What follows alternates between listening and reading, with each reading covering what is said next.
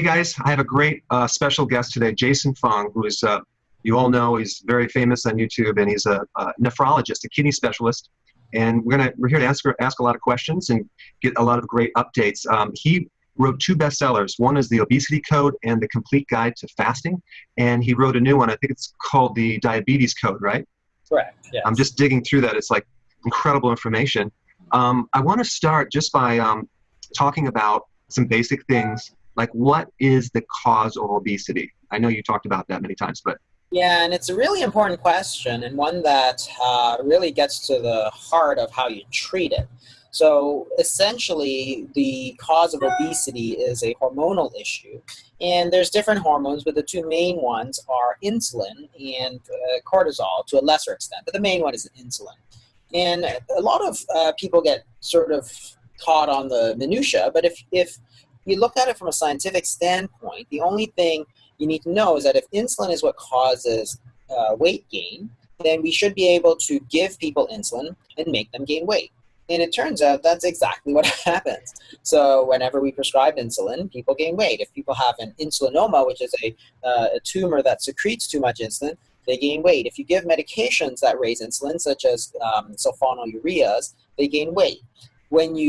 The other part of the sort of causal relationship is that if you take away insulin, they should lose weight. So again, this is exactly what you see. So in type 1 diabetes, for example, where you don't produce any insulin, you lose weight. When type 1 diabetics are taking insulin and they want to lose weight, there's something called diabulimia, where they actually stop taking their insulin and they lose weight. If you take one of the newer medications called the SGLT2s, they also make insulin go down and you lose weight. So every time you raise insulin, you gain weight. Every time you lower insulin, you gain weight. You can do the same exercise for cortisol, but it tends not to be as important. So again, you can give prednisone and make people gain weight. You can take away prednisone, such as the disease called Addison's disease, and people will lose weight. So you know that there's a causal relationship here. So if insulin is the main problem, then you need to focus on lowering insulin, because if insulin makes you gain weight, you need to lower insulin. The problem is that we don't focus on that. We focus on calories instead. And there's an overlap. So the confusion lies in that most foods are a combination of carbohydrates, fats, and proteins. So very few foods are pure one thing or the other, except for refined carbohydrates, where you can eat things that are almost pure carbohydrate. But for example, when you eat steak, it's a combination of fat and protein. Most meals which have a combination of all three. So there is an overlap between sort of how many calories you eat and their caloric and their insulin effect. But what it simply means is that not all foods are equally fattening, which is sort of just common sense, because the sort of lie that we've been sold is that all calories are equally fattening. So you can eat kale or you can eat cookies and they're the same. So you could eat cookies for dinner and skip your salad and you'll be fine. And any idiot would sort of know that you won't be fine if you eat cookies for dinner. And that's the real thing. So when you look at it from a real scientific standpoint, a lot of what we think about weight gain just doesn't make any sense. That is to say, if calories are so important, why doesn't your body have any sort of mechanism to measure calories? It really has no clue how many calories you're eating. If you're to reduce calories, like for low-fat diets, because dietary fat is sort of the highest in calories. So if you reduce dietary fat, you reduce calories, you should be able to lose weight. Well, guess what? Millions of people have done low-calorie, low-fat diets over the last 50 years. And guess what? The failure rate's somewhere on the order of 99%. So if we know that a low-fat, low-calorie diet fails 99% of the time, why on earth would we recommend it? It's absolutely ridiculous. It's insane. So it's insane. So that's what the obesity code is really about. It's about sort of saying what causes obesity, because that's the most important thing you need to know.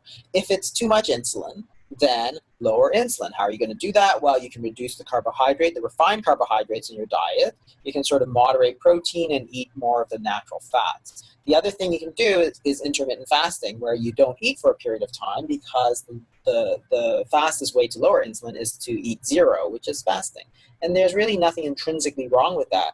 But again, we get into this idea where people think that, oh, you need to eat 10 times a day. It's like you need to eat 10 times a day to lose weight? Really, how is that going to work? How is eating more frequently going to make you lose weight? That doesn't even make any sense. It sounds really stupid because it is really stupid. I mean, it's honestly like saying you should, roll in the dirt 10 times a day to get clean. It's like, no, you shouldn't. Yeah, exactly. If you want to eat, so every time you eat, insulin goes up. Again, assuming that you eat a mix of macronutrients. So every time you eat, insulin goes up, and that's what it's supposed to do. That's a natural reaction. Insulin goes up and tells our body to store some of that food energy. When you don't eat, like when you go to sleep at night and when you go to sleep, insulin falls. And that's a signal that you should take some of this food energy that you've stored and pull it back out so you can burn it. So there's a balance there. When you eat, you store food energy. When you don't eat, you burn food energy. Balance the two and you won't gain weight. So if you eat all the time, you're telling your body through insulin to keep storing food energy. And that is not going to make you lose weight. It's going to make you gain weight. And that's in fact exactly what we see. So from 1977 to 2004, for example, we went from people eating 3 meals a day on average to about 6 meals a day. The most recent studies looking at people suggest that they eat for about 14 to 15 hours of the day. That is, and it tends to be shifted to later. So if you eat at 8 a.m. breakfast, for example, you don't stop eating until about 10:45 p.m. Mm-hmm. So essentially, the entire day you're eating, as opposed to 1977, where you would eat breakfast, lunch, dinner, that's it. No snacks in between, no bedtime snacks, that's it. So you're eating sort of 10 hours and fasting 14 hours instead of sort of the reverse. And this is the thing. We're not giving our bodies the time it needs to burn off this food energy that we've stored. And there's nothing more complicated than that. So if you want to lose weight, 1, don't eat the high insulin foods, and 2, give your body a chance to not eat so that your insulin levels can fall and you can burn it. Exactly. So we have this mainstream viewpoint that we must lower sugar despite how much insulin we give you. What, from your viewpoint, high levels of insulin is it possibly more damaging than high levels of sugar in the blood? I think both are very important. So the thing is, so now we're talking about diabetes where you have high blood sugar. So in type 1 diabetes, insulin levels are low. So if that's the case, then giving insulin is a reasonable thing to do. And we know that if you leave blood sugar levels very high, remember this is type 1 where insulin levels are low. So you're not having any problem with insulin because insulin is low, but your glucose levels, blood glucose levels are high. That is a problem. So you need to get that down. And that's the sort of paradigm of glucotoxicity. That is, if you have high glucose in your blood, it's going to cause damage. What we haven't recognized is that if you have high insulin levels in your blood, it's also very damaging. So in type 2 diabetes, it's a completely different situation where you have high insulin levels and high glucose levels. So both are bad, but if you simply take more insulin to lower your blood glucose, you're just trading toxicities. That is, you're taking more insulin, so you're having more damage from the insulin, but your glucose is better, so you're having less damage from the glucose. So more insulin toxicity and less glucose toxicity. In the end, it's a wash, so you're not actually any healthier. And that's all the studies that we actually proved this exact point 10 years ago. So 10 years, we're still doing the same thing. Even after there was the Accord study, the Advanced study, the VADT, the TICOs, like tons of trials that have shown that taking more medications to lower your blood glucose doesn't make you healthier. And that's the whole point, because if your insulin levels are high anyway, why would you take more? It doesn't make any sense. You should, in fact, lower them, and that would be the proper treatment, because, again, if you have hyperthyroidism, like if your thyroid is overactive, you don't give people more thyroid medication. Right? If it's low, you give thyroid medication. If it's high, you don't do the same thing. So if your insulin levels are low, give insulin. If your insulin levels are high, lower it. But what we did was we gave more. Right. That's crazy. That's crazy. Yeah. And then so there's kind of an omission here. Like traditional medicine does not necessarily jump and test fasting insulin levels, do they? Fasting insulin levels are quite variable, and that's one of the problems. So it fluctuates quite a bit. And in the late stages of type 2 diabetes, sometimes you see sort of a tapering off of the high insulin levels. They're still high, but not as high as you might expect. It is I think that what has been unrecognized is the sort of problem of too much insulin. So obesity is a problem of too much insulin, but type 2 diabetes also is a problem of too much insulin. That's sort of unrecognized. So getting a fasting insulin level, I do that regularly to make sure I'm not treating a situation of where I think it's type 2 diabetes, but it's actually a situation of type 1 diabetes where insulin levels are quite low. Because again, you have to know what you're treating, because you can't treat them the same. You can't treat low thyroid and high thyroid with the same treatment. It doesn't make any sense. It's like saying, a washer and a dryer, like one makes it wet and one makes it dry, right? They're totally different. Right. They're the same thing. Exactly. Was there a point in your career where you had this huge shift of like, wow, we're doing this backwards? What this aha moment when you? Yeah, it's about 10 years ago. So those studies came out. So I was trained quite conventionally. And 10 years ago, the conventional thinking in type 2 diabetes, so I'm a kidney specialist. I deal with a lot of kidney disease, the most common cause of which is type 2 diabetes, sort of by far and away. So I see a lot of type 2 diabetes patients, and the classical teaching was that you give as much medication as you need to get that blood glucose down, because the only thing that's important is that blood glucose. Right. And so that's what I did. I gave people lots of insulin and got their blood glucose as low as I humanly could. The point was in 2008 when all those trials came out that said that, hey, giving lots of insulin to get the blood glucose down doesn't actually make people healthier. And that was when I started thinking, wow, that's a total change of everything that we had been taught. Like everything changed. But unfortunately, sort of what happened was that the specialists and the universities, they just kept teaching the same thing. Give as much medication as you need to get the blood glucose down. And I kept thinking, well, isn't that exactly what we proved to be untrue? And it was very strange to watch this. But the problem is that people were so deep into this paradigm of just get the blood glucose down that they never stopped to think about what was the problem. And that was when I really started thinking, well, there's another problem too. And my patients had recognized that long before I recognized that. So you got to recognize that type 2 diabetes is a reversible disease. Okay, so if you lose weight, type 2 diabetes almost always goes away. If you do look at studies of bariatric surgery, for example, where people get their stomachs cut and so on and they lose weight, the diabetes almost always resolves, like in 90% of cases, unless the weight comes back. So we know if they lose weight, the diabetes goes away. When we prescribe insulin to these type 2 diabetics who are older and overweight generally, they tend to gain weight. So it's like, okay, the patients would always say, look, doctor, you always tell me that I need to lose weight. Then you give me insulin and I gain like 40 pounds. Well, how is that making my diabetes better? And I didn't have a good answer, because the answer was that it wasn't making them better. The point is that type 2 diabetes is really a disease of too much sugar in your body. When you take a medication such as insulin, it actually forces that sugar into the body. Remember, insulin is the hormone that tells your body to store that food energy. So if your sugar is high, you take insulin, your body's going to store it. It's going to turn it into fat. So of course they gain weight. But the question is, what does it do to the sugar? Has it gotten rid of that excess sugar in your body? And the answer is no. It simply forced it into your body where you can't see it because it's not in the blood anymore. But the sugar goes all over your body. It goes into your heart and your liver and your kidneys. And over 10, 15 years, all your organs basically just rot away. That's why diabetics have disease of everything. So if you take a disease such as, say, osteomyelitis or gangrene, for example, those are diseases that are seen virtually in no other case other than diabetes, type 2 diabetes. The question is why? Why do you get this osteomyelitis, infection of the bone, which is very rare elsewhere? Or you get mucormycosis, which are these rare fungal infections. Because you got way too much sugar all over the place, and the bacteria love that. So they're just happy to proliferate, and then you get a bad infection. So the point is that if you take insulin, you're not getting rid of the sugar, you're simply moving it into your body.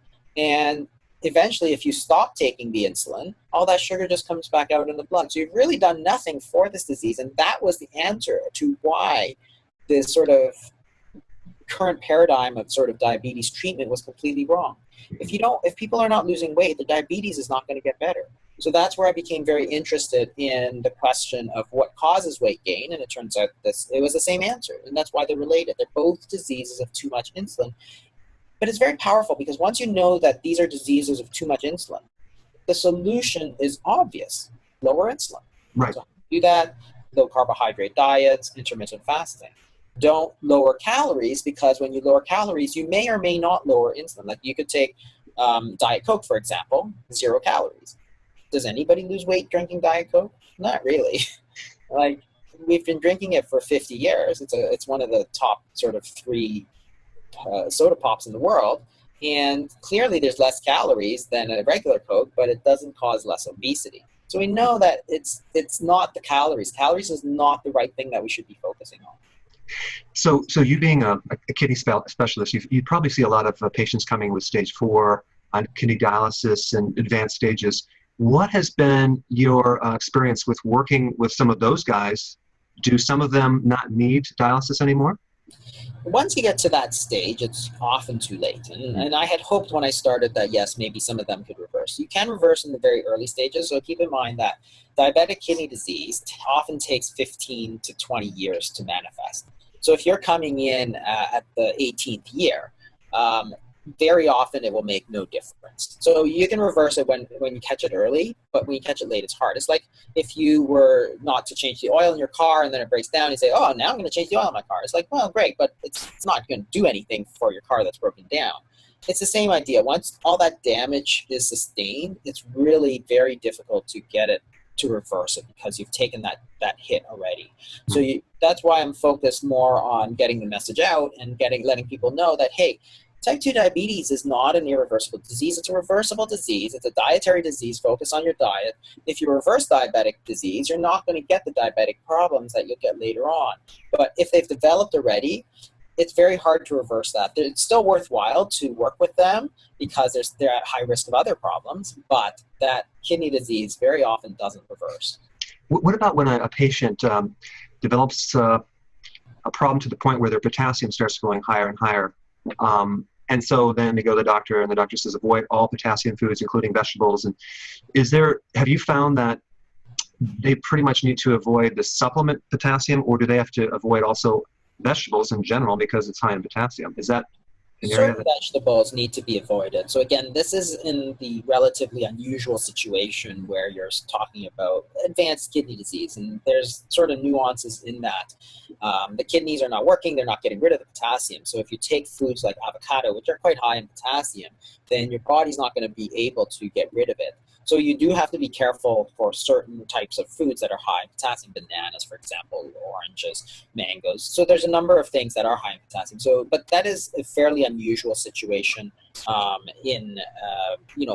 So but yes, if you get to that stage, you do have to be a little bit careful. That's why intermittent fasting works, because even if you're worried about high phosphorus, high potassium as advanced kidney disease, because you're actually eating 0, you don't have to worry about that. Your potassium intake is going to be lower than if you were to eat.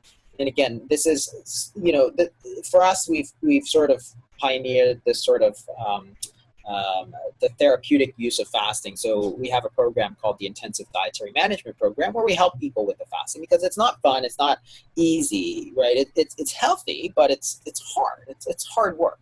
And that's what we need people to do, is get the support they need. And that's what we provide in our Intensive Dietary Management Program to people.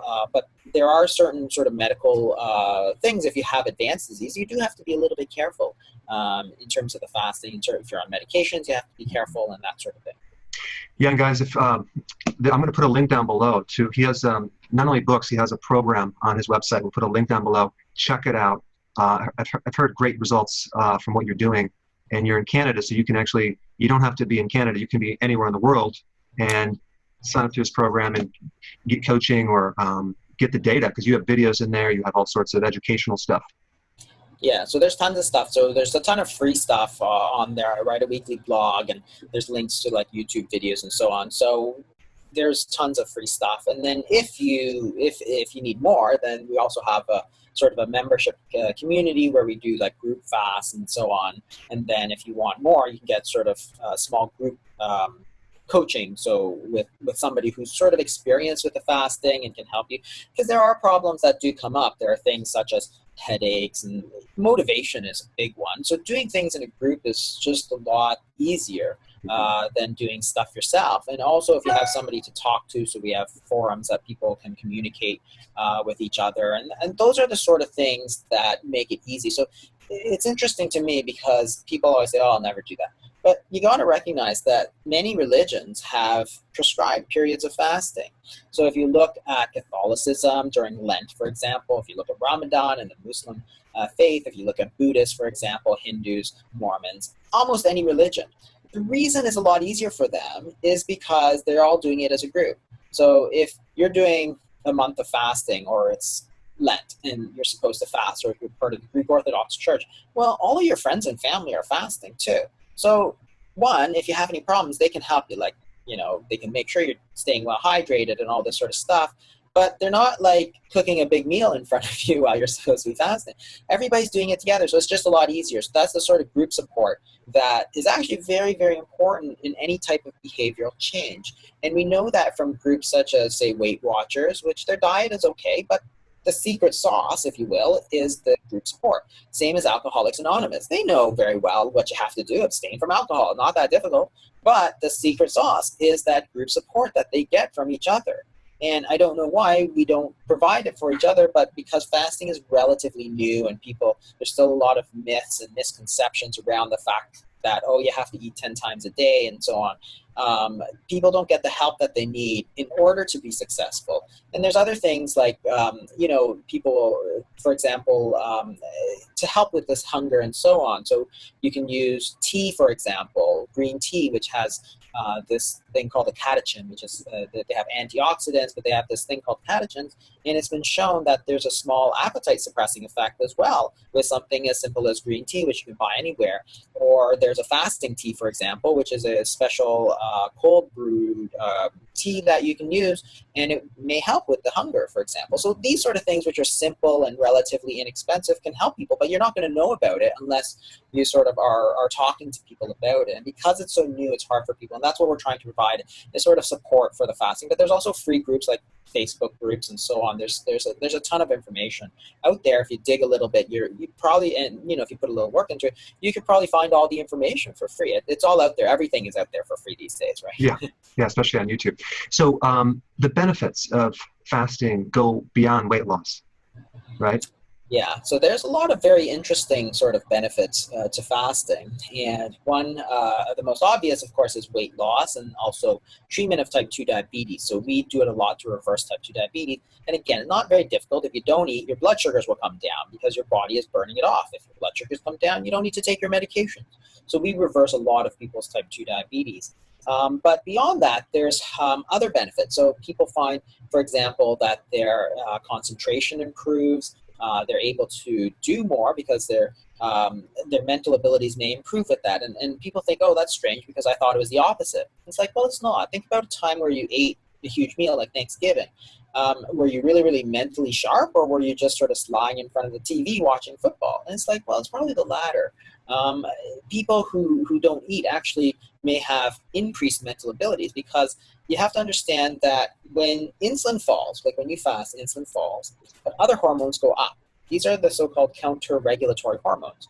And two important ones, one is noradrenaline. So it actually increases the amount of energy that goes into your system. So if you look at your metabolic rate, everybody says, well, you're going to go into starvation mode. That's not what happens, because as your noradrenaline goes up, your metabolic rate is maintained. So if you measure the amount of calories somebody is burning at the start of a 4-day fast, so after 4 days of not eating, they're actually burning 10% more calories than when they started.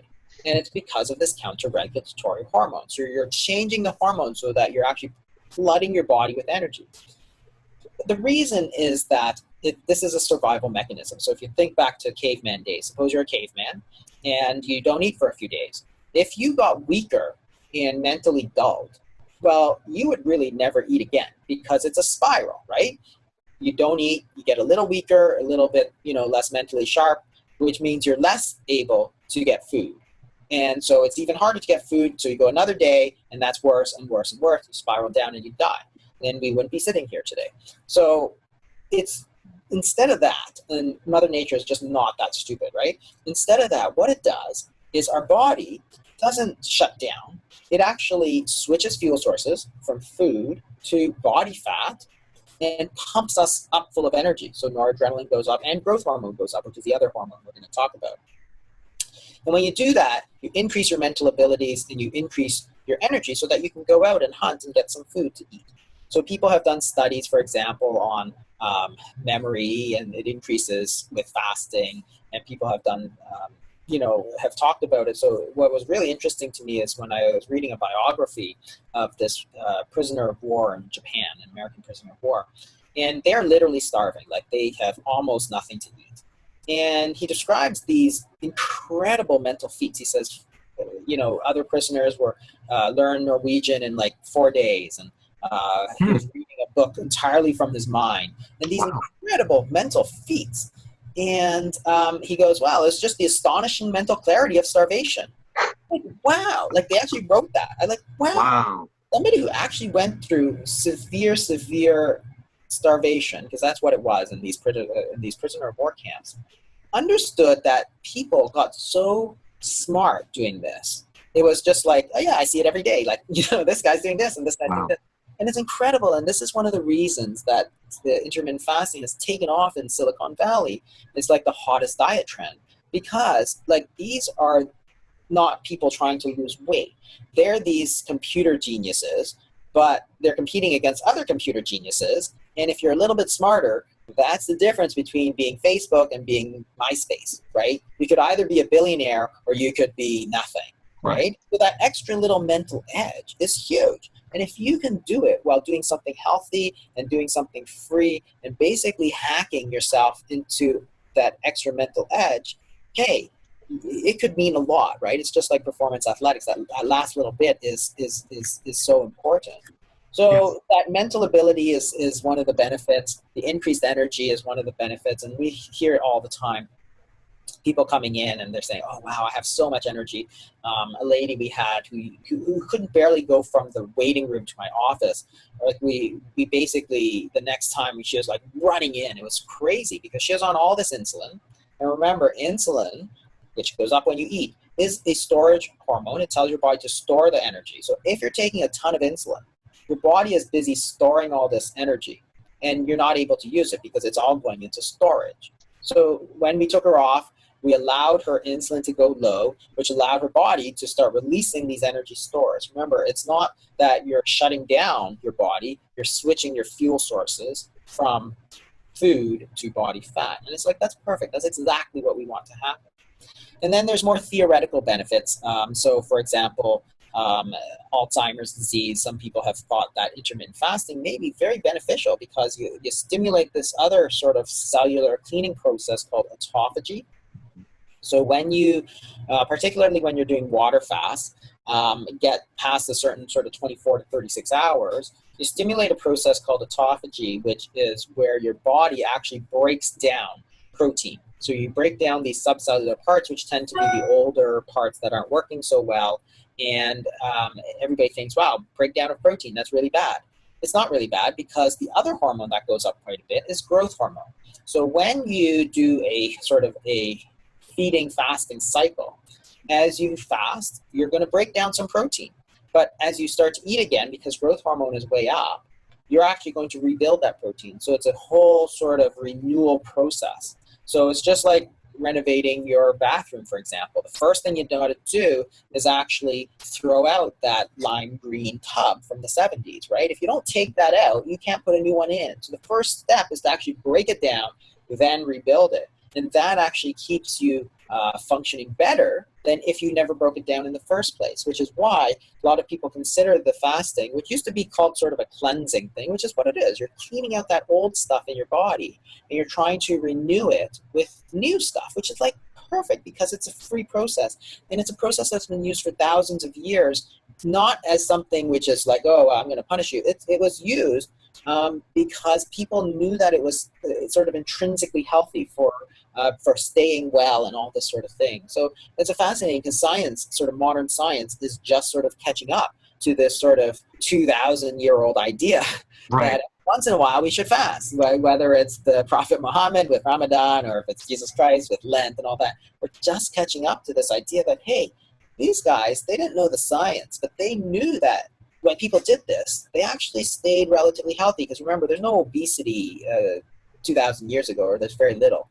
But it's something that's healthy. And hey, now we're realizing, yeah, it can be healthy. And even for things like cancer, well, same thing. Cancer is a disease of increased growth. So if you fast, you're going to shut down these growth pathways. So everybody thinks, cancer is a genetic disease, but in fact, there's a lot more to it than that, because the World Health Organization categorizes, I think, 11 or 14 cancers as obesity related, including common ones like breast cancer and colorectal cancer and so on. So if you allow insulin to fall, you're not going to have these growth signals, which is going to possibly prevent a lot of these sort of obesity-related cancers from gaining hold. That's theoretical, but makes a lot of sense these days. Absolutely. What type of fasting do you do personally? I typically stick to sort of 24-hour fast, and that's because our sort of number one rule for fasting is to fit it into your lifestyle. So if you do something very intrusive on your lifestyle, you can do it, but not for very long. It's a therapy, right? It's therapeutic. So I had one fellow who used to fast, and so he used to get together with his friends every so often to meet and chat, and he'd stop doing that because it's like, no, that's not the point. The point is to fit it in where you can, but do everything you normally do. Because again, having friends is very important. I mean, going out and celebrating is very important. So you have to find something that you're going to be able to stick to. So doing something like a 3 or 5 day fast is very intrusive, because if I don't do it, like I usually have dinner with my family most nights. So I can do that, but it's hard. If you're fasting, everybody's eating, you're not eating, it's hard. So that to me works the best. So a lot of 24-hour fasts, and once in a while I'll throw in a longer fast, so 3 days or longer. And that's typically after I go on vacation. And on vacation, I typically don't fast because, again, I'm with my family most of the time, and they want to eat and we'll go out. I'll still try and limit stuff. But on the other hand, you don't want to be the party pooper all the time, right? You don't want to say, oh, I'm the guy who won't do anything and won't go out and all this sort of stuff. There's no balance there. So you got to find what works for you.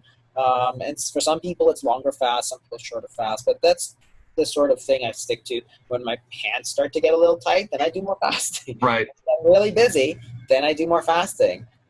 When I decide to, like during holidays, so typically I'll do Christmas, for example, I won't watch what I eat at all, and I will probably do very little fasting, and also during vacation.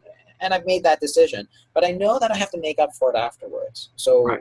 I just went on vacation and I had a lot to eat and it felt great. And then I got back and my pants were a little tight and I upped the fasting. So I'll typically do it at least twice a week, but the last couple of weeks I've been doing it 4 to 5 times a week, and now my pants fit better now. So Did you find before you started fasting that were you the grazer that snacked between meals and at night? Were you that type of person?